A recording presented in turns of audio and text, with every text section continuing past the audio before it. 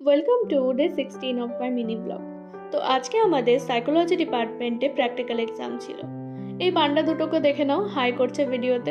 আর এদিকে একটা দরজাকে ঘিরে সবার এত সাসপেন্স কি আছে সেটার পিছনে দেখার জন্য। ফাইনালি দরজাটা খুলে দেখা গেল যে আর কিছুই না, একটা ক্লাসরুম আছে। আর এই যে যে এক্সপ্রেশন দিচ্ছে না, তিনিই দরজাটা খুলেছেন।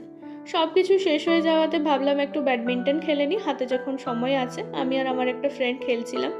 আর আসার পথে কলেজের বাইরে থেকে নিয়ে নিয়েছিলাম ফুচকা। অনেকদিন ধরেই ভাবছিলাম যে খাবো না, but finally I can't resist my self.